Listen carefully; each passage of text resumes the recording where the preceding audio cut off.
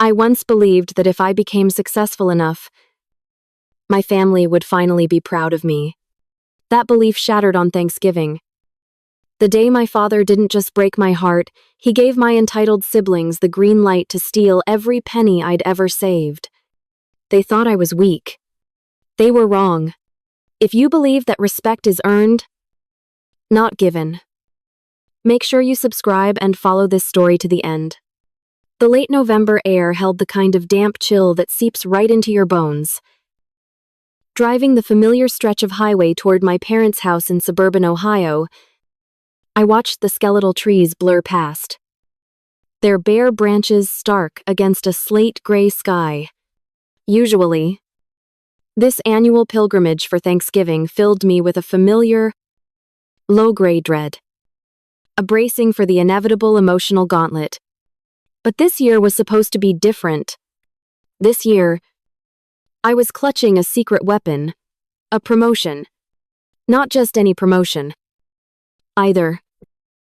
I was now Ariana, the director of marketing for a major tech firm. It came with a hefty raise that pushed my salary well into the six figures.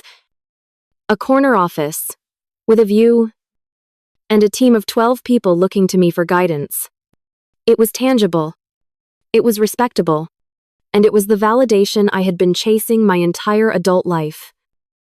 I allowed myself a small, foolish fantasy as I turned onto their street. I imagined the moment I'd tell them. I'd see my father, Richard, pause with his wine glass halfway to his lips, his usually critical eyes widening for just a second. I'd see a flicker of genuine pride, the kind he reserved exclusively for my older brother, Ethan. It was a pathetic hope. Perhaps, but it was enough to make me sit up a little straighter as I pulled into the driveway. The house glowed, every window lit with a warm, golden light that promised comfort and cheer. It was a beautiful lie. The moment I stepped over the threshold, the familiar family dynamic snapped into place like a well-oiled machine. My mother, Helen, enveloped me in a hug that felt both desperate and apologetic. She smelled of roast, turkey, and cinnamon, the official scent of her anxiety. "Oh, Ariana, you're here," she whispered, squeezing me tight.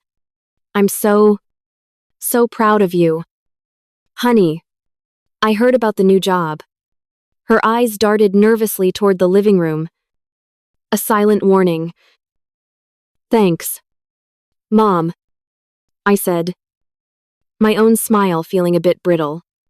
The warmth of her hug was already being leached away by the cold front emanating from the other room. In the living room, my father was a permanent fixture in his worn leather recliner. His eyes locked on the blaring television where two football teams were locked in battle. He didn't turn his head. He simply raised a hand in a vague, dismissive wave. "Ariana," he grunted, the name sounding more like an acknowledgement of an object than a greeting to his daughter.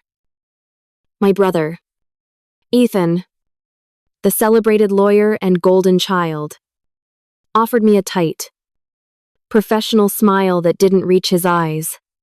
"Hey, Ari.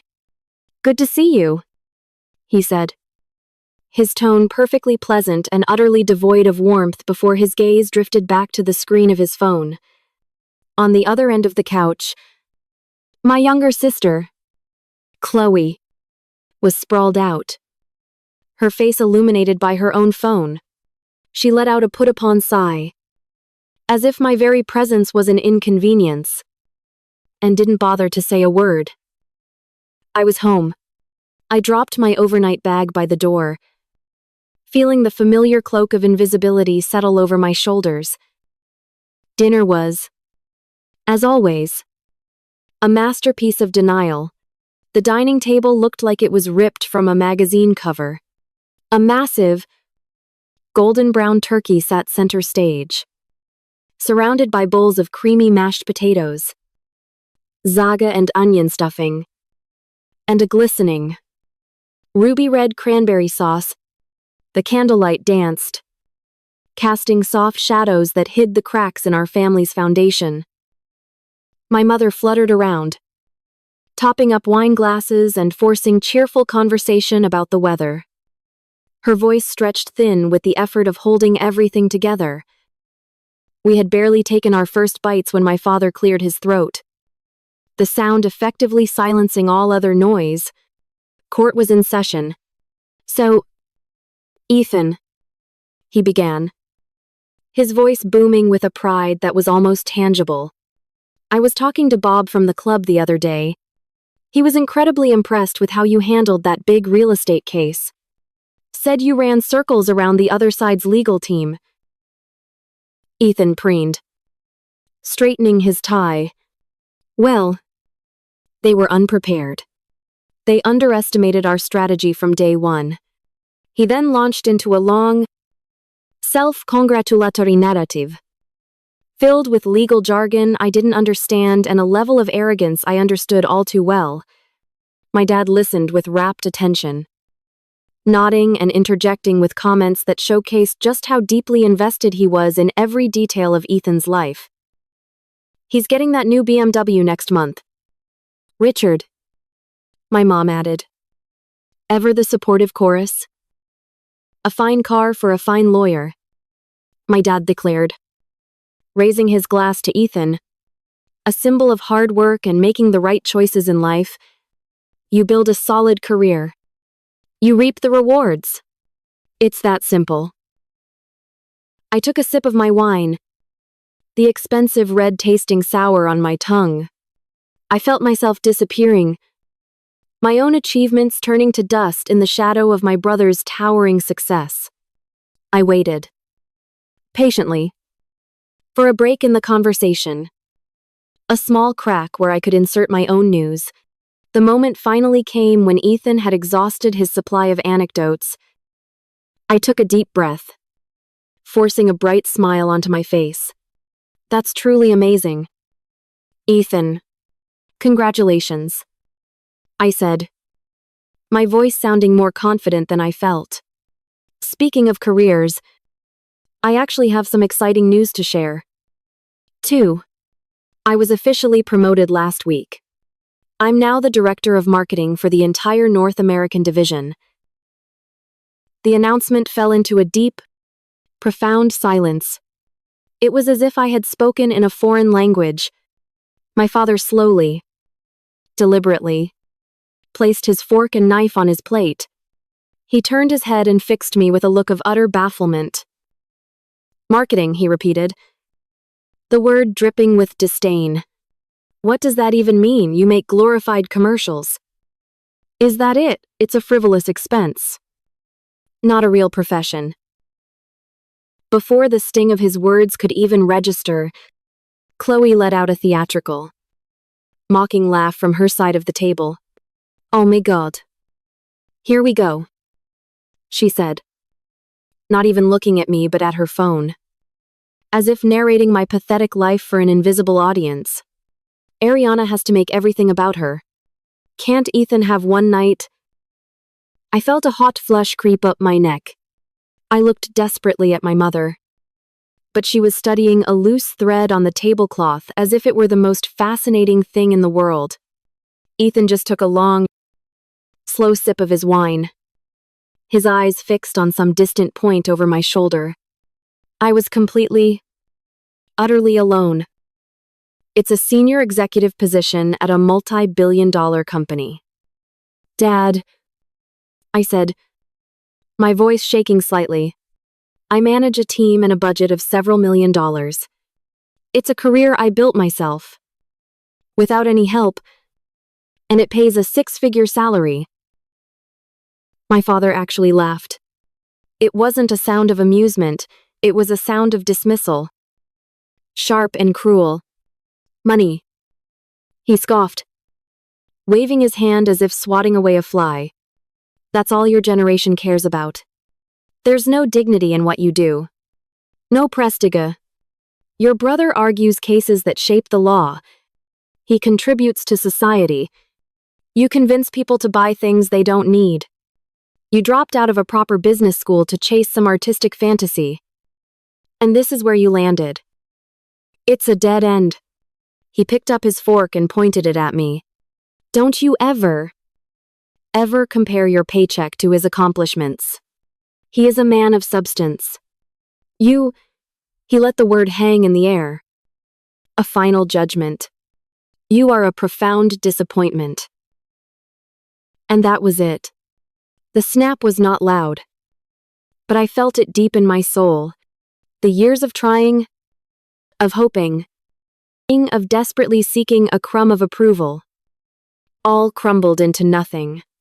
The hurt was still there. A massive, gaping wound.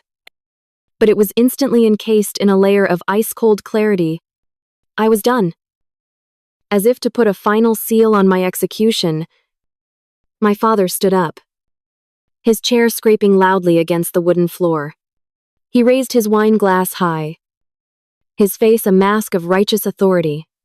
The entire table froze. Ariana, he announced, his voice echoing in the sudden, terrible silence. You are this family's greatest disappointment. I am disowning you. I didn't gasp. I didn't argue. I didn't shed a single tear. Instead, a strange, serene calm settled over me. I slowly folded my linen napkin and placed it beside my plate. I pushed my chair back and rose to my feet. My movements deliberate and measured. I looked my father directly in the eye, letting him see that he had not broken me. Fine, Dad, I said, my voice quiet but clear as a bell. In that case, I am disowning this family. I turned my back on them. I walked out of the dining room. I'm not looking at my mother's crumpled face or my brother's sudden discomfort. I retrieved my coat and my bag from the entryway. I opened the front door, walked out into the cold night, and closed it gently behind me, leaving them to their feast in a tomb of silence. The composure held until I was miles down the highway, the warm glow of my parents' house long gone in my rearview mirror. Then, a single, hot tear slid down my cheek, followed by another, and another. My phone, sitting on the passenger seat, buzzed. It was a text from Ethan. I'm sorry. Ari. Dad went too far. But you know how he is. Don't make a big thing out of it. It wasn't an apology. It was a plea for me to continue to be the family shock absorber. A moment later, another buzz. Chloe. Running away like you always do. So dramatic. I pulled the car onto the shoulder of the empty road, the engine humming. One by one, I opened the messages, and with a sense of grim satisfaction, I blocked both their numbers. An act of digital amputation. Back in the sanctuary of my own apartment, the silence was a balm. I went through the motions making tea, changing into comfortable clothes, my mind a strange mix of numb and hyper-aware. My gaze fell upon a silver-framed photo on my bookshelf, taken on a family trip to the Grand Canyon a decade earlier. We were all smiling. A perfect family for the camera. I remembered how that trip was funded by the Family Fund, a joint savings account my father had insisted we all contribute to since I'd started my first job. It was for emergencies, for opportunities, for the good of the family. He'd always said, his exact words from an old email echoed in my head, this is our safety net. Ariana, your contributions are an investment in all of us. But rest assured, you can withdraw your portion anytime you need. A few days passed in a blur of work and solitude. Then, an invoice for an emergency root canal I'd had last month appeared in my email, a painful procedure with an even more painful price tag. It was nearly $2,000. But I wasn't worried. I had my savings. and more than enough in the family fund to cover it. I sat at my desk, opened my laptop, and navigated to the online banking portal. I typed in the familiar username and password. The page loaded, the little blue circle spinning for a moment. And then, the account summary appeared on the screen. I stared, my brain refusing to process the string of characters in front of me. I must have read it wrong. I refreshed the page. The numbers remained the same, stark and brutal against the white background. Balance $0 and 0 cents. $0 and 0 cents. The words didn't compute. They floated on the screen. A string of sterile, black characters that seemed to belong to someone else's life. Someone else's disaster. My first idiotic thought was that the bank's website was broken. A glitch. It had to be a glitch. Me fingers, suddenly clumsy and cold, found the refresh button on my browser. I clicked it once, twice, a third time with frantic, jabbing motions. The page reloaded, the little blue circle spinning mockingly before landing on the exact same soul-crushing number, $45,000 more than a decade of diligent saving. Of skipping vacations. Of choosing the sensible car over the fun one. Of tucking away a piece of every single paycheck had simply vanished into the digital ether. A wave of nausea washed over me. Hot and acidic. My breath hitched in my chest. This wasn't a glitch. My gaze darted around the page, searching for an explanation. For anything that made sense. I saw the link. Small and unassuming view transaction history. My heart hammered against my ribs. A frantic drumbeat of dread, with a hand that trembled so badly I could barely control the mouse. I clicked it.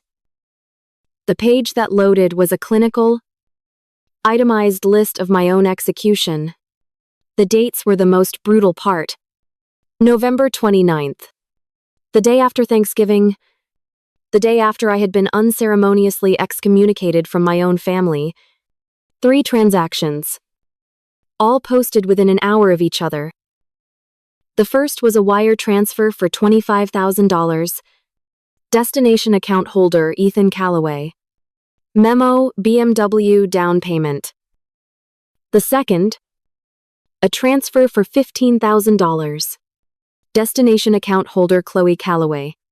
Memo, European Study Fund. The third and final transfer cleaned out the remaining $5,000. Destination account holder Richard Callaway. Memo, account closure and fund management. I read the names over and over.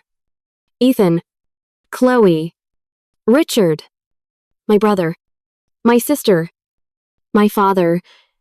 It wasn't a faceless hacker in some remote country. It was them. They hadn't just watched me get pushed out the door, they had waited until my back was turned and then systematically looted the life I had so carefully built.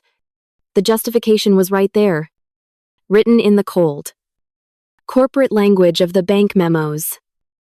My savings, my future, had been liquidated to fund my golden child brother's luxury car and my spoiled sister's vacation.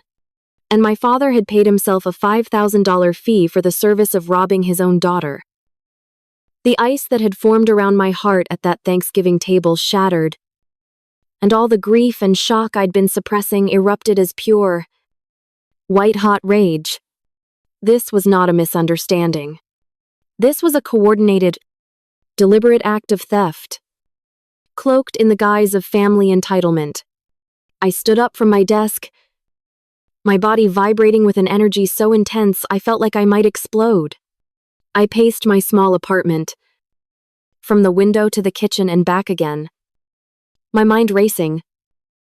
I needed to hear his voice. I needed to hear him say it. I grabbed my phone, my fingers flying to my father's contact number. Just before I pressed the call button, a sliver of cold logic cut through the fury. I swiped over to my voice memo app and hit the red record button. Then I made the call. He answered on the second ring. His voice infuriatingly calm and casual. Richard Calloway. Dad. It's Ariana. I said, my own voice tight and strained. But I fought to keep it steady. I know who it is, he said, a hint of impatience in his tone. What do you want? I'm busy. The family fund, I said, getting straight to the point. The money? It's all gone. There was no surprise in his voice. No confusion. Just a flat, dismissive sigh. I've been meaning to talk to you about that. It's been taken care of. Taken care of, I repeated, my voice rising despite my best efforts. What does that mean? $45,000 is gone from the account. You disowned the family. Ariana, he said, his tone shifting into that familiar, condescending lecture mode. You stood up at my table and said you were done with us. That means you are done with the family's assets as well. So you disowned that money. It belongs to the family now. I was speechless. The sheer, unmitigated gall of it was breathtaking. My contributions. I finally managed to choke out.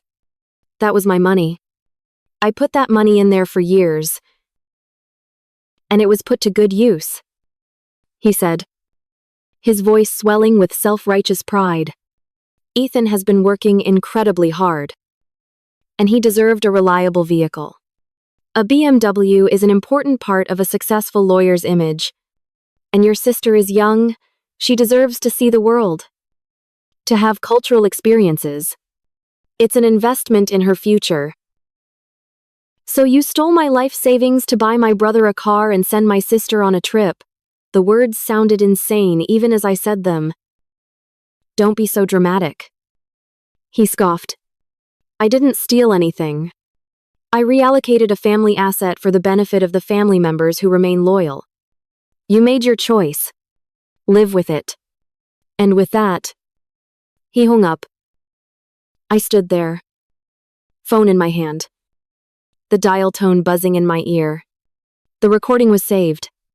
He had confessed. He had admitted to everything, without an ounce of remorse. He truly, genuinely believed he had done nothing wrong. A few hours later, my phone rang again. It was my mother. I let it go to voicemail. But she immediately called back. And again, on the third try, I answered, a sense of grim finality washing over me. Ariana. Honey. Your father told me you called. She began, her voice already thick with tears. It was her go-to weapon, an immediate deployment of overwhelming sorrow designed to make me feel guilty for her pain. He told me he took all my money. Mom, I said, my voice flat. Oh, honey, don't think of it like that, she pleaded, her voice cracking. He was just trying to do what's best for everyone. Ethan needed that car. And Chloe. Well, you know, Chloe, it's just money. Honey, family is more important. Please, for my sake, don't break your father's heart over this. Don't make this uglier than it already is. That was the moment. That was the point of no return. It wasn't just my father. It was my mother. Too. In her world. My financial security. My future. My very personhood. Was less important than keeping the peace. My pain was an inconvenience that was ruining her perfectly curated illusion of a happy family. They didn't just think they were entitled to my money, they believed I was obligated to be a silent, willing sacrifice on the altar of their happiness. The last vestiges of love and familial duty I felt for them withered and died in that instant. Goodbye, Mom, I said, and hung up before she could start crying again. I didn't sleep that night. I sat in the dark of my living room, the city lights twinkling outside my window, and I let the rage burn. But it wasn't the wild, chaotic fire from before. This was a different kind of anger. It was cold. It was focused. And it was clarifying. They thought I would cry. They thought I would scream. They thought that eventually, I would just give up and accept it. Because that's what I had always done. They were wrong. As the first gray light of dawn began to creep into the sky, I was at my laptop. I didn't search for therapists or self-help articles. I searched for lawyers. Civil litigation attorney. Lawyers specializing in conversion. Theft from a joint bank account. One-party consent states for call recording. I spent hours reading legal blogs, statutes, and case precedents. My anger was channeling itself, hardening into a plan. By 9 a.m., I had a list of 3 top-rated law firms in the city. I called the first one on the list and scheduled a consultation for that afternoon. I walked into the law office of Davis and Finch feeling like an imposter. The air smelled of expensive leather and old books. I was ushered into a corner office with a sweeping view of the city, where a woman in a sharply tailored suit stood to greet me. She was probably in her 50s, with intelligent eyes that seemed to miss nothing. "Ms. Calloway, I'm Eleanor Davis," she said, her handshake firm and confident. "Please, have a seat. Tell me what I can do for you." For the next hour, I laid it all out. The history of being the family scapegoat, the Thanksgiving dinner, the disowning, and finally, the empty bank account. I played her the recording of the phone call with my father. Her expression remained neutral, but I saw a flicker of something in her eyes, not pity, but a kind of professional, predatory focus. When I was done, she was silent for a long moment, tapping a pen against a legal pad. As I was describing the history of the fund, a memory suddenly sparked in my mind. "Wait a minute," I said, my heart starting to beat a little faster. I opened my laptop, my fingers flying across the keys. "There's something else." When my dad first set up the account, he sent me an email explaining it all. I navigated to my archived emails, typing Richard Calloway Family Fund into the search bar. And there it was. An email from over 10 years ago. I turned the laptop around for her to see. I had highlighted the key sentence. "This is an email from my father," I said, my voice steady, explaining the terms of the fund. He specifically wrote, "This is our safety net. Ariana, your contributions are an investment in all of us. But rest assured, you can withdraw your contributions anytime you need. And E2. Ms. Davis leaned forward, reading the email on my screen. A slow, thin smile spread across her face. She looked up from the laptop, then at her notes, then at me. "This is not a family squabble. Ariana," she said, her voice crisp and clear. "What your father did isn't a reallocation of assets. This is conversion. A form of civil theft. We have his own words. In writing. Establishing the terms of the fund. And we have him. On a legally obtained recording. Admitting to taking your money and refusing to give it back. We have a very, very strong case." A wave of relief so powerful it almost made me dizzy washed over me. I wasn't crazy. I wasn't being dramatic. I had been robbed. And now, I had an ally. "Ms. Davis leaned back in her chair, All business. Here's what we're going to do, she said. We will draft a formal demand letter. It will state the facts of the case, cite the relevant statutes, and demand the immediate return of the full $45,000, plus my initial retainer fee. We will give him 7 business days to comply. If the money is not in your account by the deadline, we file a lawsuit the very next morning. She looked at me, her gaze intense. This will be the point of no return. You understand it will likely be the final nail in the coffin of your relationship with your family. I need to know that you're ready for that. I thought of my father's sneering face across the Thanksgiving table. I thought of my mother's tearful, manipulative voice on the phone. I thought of the stolen money being used to reward the siblings who had always looked down on me. I looked straight into my lawyer's eyes, and for the first time in my life, I felt a sense of profound, unshakable power. Completely, I said, I'm sure. Chắc chắn rồi. Đây là chương thứ 3 của câu chuyện. Tiếp nối ngay sau khi Ariana trao toàn quyền hành động cho luật sư của mình. Bắt đầu cuộc đối đầu pháp lý với chính gia đình mình. The next morning, an email from Eleanor Davis appeared in my inbox. The subject line was stark and impersonal R.E. Calloway Family Fund matter. There was no warm greeting.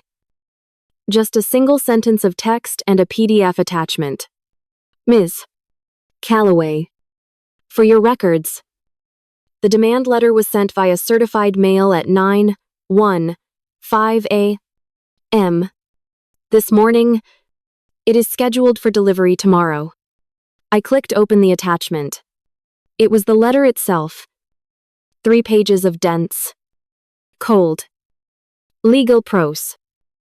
It detailed the history of the fund, cited the specific email where my father had guaranteed my right to withdraw, and quoted the relevant sections of state law regarding civil conversion and unjust enrichment. It ended with a clear, non-negotiable demand for the return of $47,500, the $45,000 they had taken, plus my $2,500 legal retainer. The game had begun. For the next 24 hours, an unnerving silence followed. I went to work, sat in meetings, and pretended to be the competent, decisive director of marketing I was supposed to be. All while a storm of anxiety and adrenaline churned in my gut. Every buzz of my phone made my heart leap into my throat. I knew the letter had been delivered when my workday was interrupted by a call from a number I knew all too well, my brother. Ethan. I let it ring, my hand hovering over the phone. I took a deep breath, composed my features into a mask of professional calm, and answered on the 4th ring. What do you want? Ethan, I asked, my voice as cool and flat as I could make it. A lawyer's letter. Ari, really, he laughed. But it was a strained, brittle sound. I have to hand it to you. That's a new level of dramatic. Even for you. You're actually trying to sue your own father. Dad saw it and just laughed.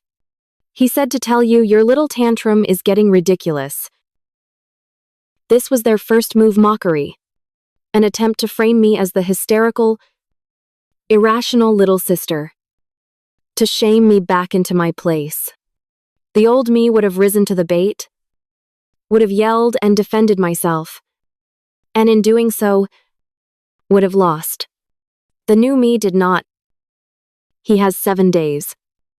Ethan, I said, my voice devoid of any emotion. The letter is very clear. That is all I have to say to you. Wait. You can't be serious. I hung up. I didn't slam the phone down. I simply pressed the red icon on the screen, cutting him off mid-sentence. It was a small act, but it felt like a seismic shift in power. I had refused to play the game by their rules. I had set my own. For 2 more days, the silence returned. But it was a different kind of silence now. It felt heavy, charged. I knew they were talking, strategizing, trying to figure out their next move. The attack, when it came, was from a different flank. On the evening of the third day, my phone began to buzz incessantly. It was a barrage of text messages from Chloe. "You are a disgusting, backstabbing snake. After everything Dad has done for you, I can't believe you would do this to your own family. You're tearing us apart over some stupid money. I hope you're happy being all alone with your precious career. You'll regret this for the rest of your life." The messages were a torrent of venom and guilt, each one designed to hit a nerve, to trigger the years of ingrained conditioning that told me my role was to keep the peace and absorb their dysfunction. I read each one, a cold knot tightening in my stomach. Then, without replying to a single one, I deleted the entire message thread and blocked her number. Another cord cut. The real break came on the evening of the fifth day. I was at home, trying to distract myself with a movie I couldn't focus on. When my phone rang, the caller ID simply said Richard Calloway. My breath caught in my throat. This was it. The mask of arrogance was about to drop. I let it ring 3 times, took a steadying breath, and answered, putting the call on speakerphone so the recording app could capture it clearly. "Hello. Ariana." His voice was completely different. The booming, confident authority was gone, replaced by a thin, reedy tone that trembled with an emotion I had never heard from him before. Fear. "Ariana, I spoke to a friend of mine. Bob from the club. He's a lawyer. I showed him the letter. As a joke. You know," his voice cracked. He said you could actually win. He said this is serious. What have you done?" The tables had turned so completely, it was almost dizzying. For my entire life, he had been the judge, the jury, and the executioner. Now, he was the one on trial, and he was terrified. I kept my voice as calm and procedural as a 911 operator. "I did what you forced me to do. Dad, you stole from me. You admitted it on the phone. The letter is very clear about the consequences. You have 2 days left." "But $47,000, I don't just have that kind of money lying around," he sputtered, the panic escalating in his voice. I just borrowed it. It was for the family, for your brother and sister. I was going to pay it back. You know, over time." The lies were so pathetic, so transparent. He wasn't a criminal mastermind. He was just a bully who had never been punched back. "I'm not interested in your excuses," I said, my voice like ice. "The letter does not mention a payment plan. It demands the full amount. You have until 5 p.m. on Friday. That is 48 hours from now. If the funds are not in my account, Ms. Davis will file the lawsuit on Monday morning. And when she does, we will also be seeking punitive damages and all associated legal fees. It will end up costing you far more." "You can't do this to me. I'm your father," he finally wailed. The last resort of a tyrant who has run out of options. "You stopped being my father when you became a thief," I said softly. And I hung up the phone. The final day was the longest day of my life. I went into the office but accomplished nothing. I spent the entire day in a state of suspended animation, compulsively checking my online banking app every 10 minutes. Nothing. 9 a.m. came and went. Lunchtime passed in a blur. 3 p.m. 4 p.m. With every passing hour, a sliver of doubt began to creep in. What if he was going to call my bluff? What if he was so arrogant? so stubborn, that he would actually let this go to court, forcing us all through a messy, public battle just to prove a point. My carefully constructed armor of anger and resolve began to feel thin. I felt a familiar, sickening wave of anxiety. The old fear that I had pushed things too far, that I would be the one to pay the price for demanding to be treated fairly. At 4:55 p.m., 5 minutes before the deadline, my phone buzzed with an email notification. My heart stopped. It wasn't a text. It wasn't a call. It was from my bank. Subject: funds transfer notification. My hands were shaking so badly I could barely unlock my phone. I opened the email. My eyes scanned the text, ignoring the boilerplate language, until they found the numbers. Amount transferred $47. Wubei. Ling Ling. From account Richard Calloway to account Arianna Calloway. Status completed. I stared at the screen for a full minute, reading the words over and over. A had done it. He had actually done it. I didn't feel a rush of elation or a desire to gloat. What washed over me was a profound, bone-deep wave of relief. It was the feeling of a heavy, invisible weight I hadn't even realized I was carrying suddenly being lifted from my shoulders. It wasn't victory. It was justice. It was the quiet, solid satisfaction of a debt being paid. I had won. I had stood up for myself, and I had won. My first call was to Eleanor Davis. He paid. I said, my voice hoarse. The full amount. I could almost hear the smile in her voice. Excellent. I will mark the file as resolved. My final invoice is on its way. It was a pleasure doing business with you, Arianna. My next action was more personal. I opened the Contacts app on my phone. I scrolled to Dad, tapped the name, and scrolled down to the bottom. I pressed the button that said, block this caller. A small confirmation window popped up. I pressed block contact. He was gone. Then I found Mom. Block contact. Ethan. Block contact. One by one. I went through the short, tragic list of my family and digitally erased them from my life. It was a quiet, methodical, and deeply liberating ritual. Just as I blocked the final number, a notification icon appeared at the top of my screen. It was a new voicemail. My heart lurched.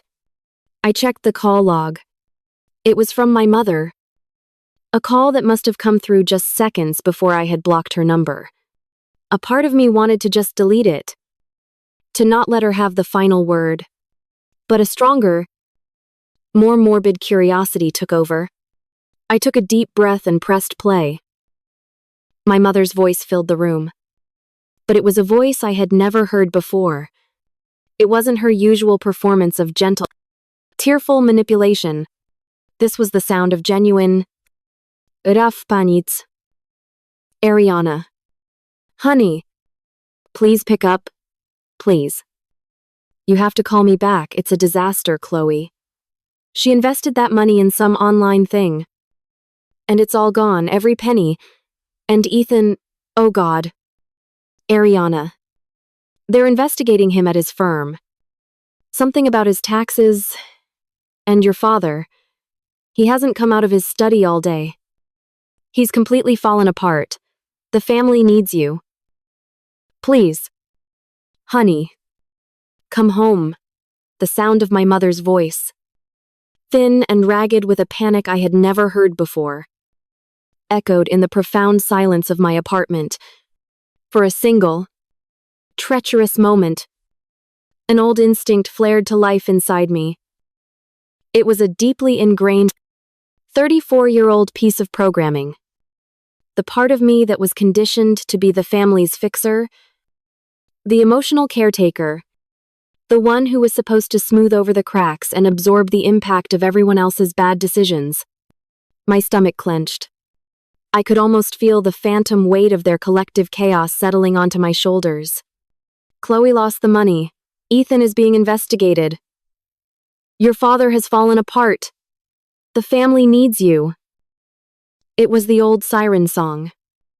A desperate plea for me to return to my designated role in their tragedy.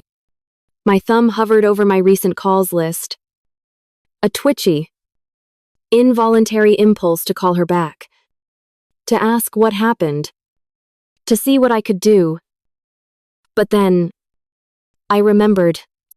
I let the memory wash over me. Not as a vague hurt, but in sharp, vivid detail. I saw my father's face, contorted with disgust as he disowned me over a plate of turkey. I heard the cold, casual arrogance in his voice as he explained how he had reallocated my life savings as if he were discussing a minor budget adjustment. I felt the sting of Chloe's mocking texts and the hollow, self-serving nature of Ethan's non-apology. They didn't need a daughter or a sister.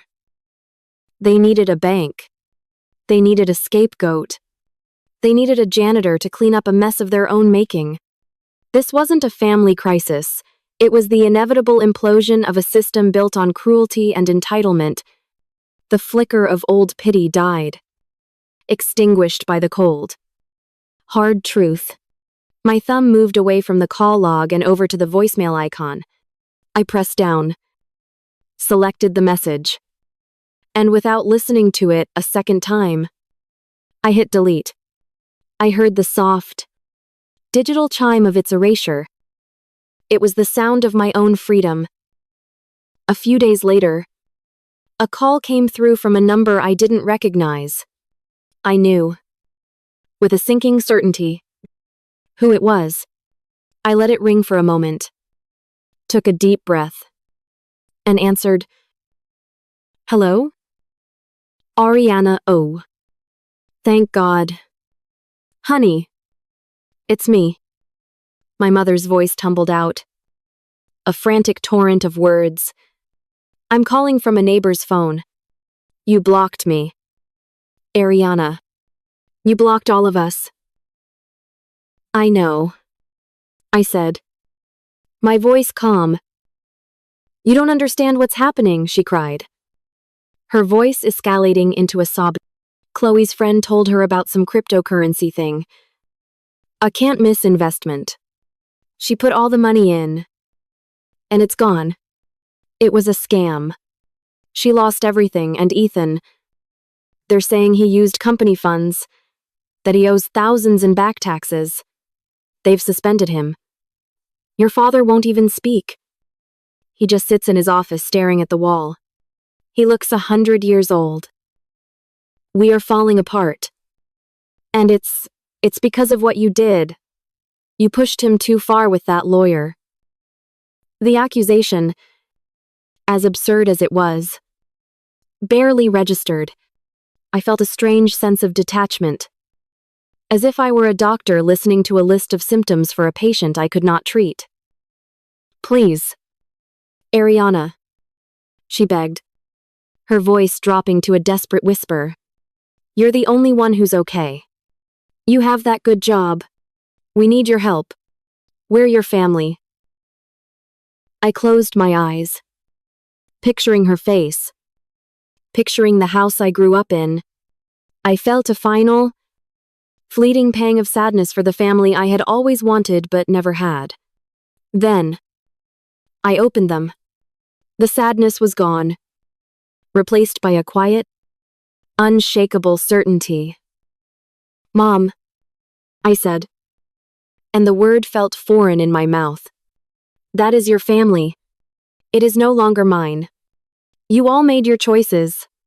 Chloe chose to be reckless with money that wasn't hers. Ethan chose to be dishonest. Dad chose to be a cruel, arrogant thief. Now you all have to live with the consequences of those choices." "But we're your family," she shrieked. "No," I said, and the word was the calmest, truest thing I had ever said. You are the people I used to be related to. There's a difference. I have to go now. Goodbye. I ended the call and blocked the neighbor's number. And for the first time, I knew with absolute certainty that no matter what phone they used, they would never be able to reach me again. The 3 months that followed were a period of methodical, liberating demolition. I called a real estate agent and put my apartment on the market. It sold in less than a week. I went to my boss, explained that I was looking for a significant life change, and formally requested a transfer to our West Coast office, hundreds of miles away. He was surprisingly supportive. While I packed, I was ruthless. I sorted through years of accumulated belongings and anything that carried a heavy memory of my old life, old photos, gifts from my parents, sentimental trinkets from my childhood I placed in a large cardboard box. I didn't throw it away. Instead, I sealed it with packing tape and hauled it down to my storage unit. A final act of compartmentalization. I wasn't destroying my past, but I was refusing to let it live in my present. My new apartment was in a city I had only ever seen in pictures. It was smaller than my old place. Just a one-bedroom with a tiny balcony. But its main room was lined with floor-to-ceiling windows that flooded the space with a warm, brilliant light. The day the movers left, I stood in the middle of the empty living room, the scent of fresh paint in the air. And for the first time since I could remember, I felt like I could finally, truly breathe. The constant, low-level tension that had lived in my shoulders for decades seemed to unclench. I felt light. I felt at home.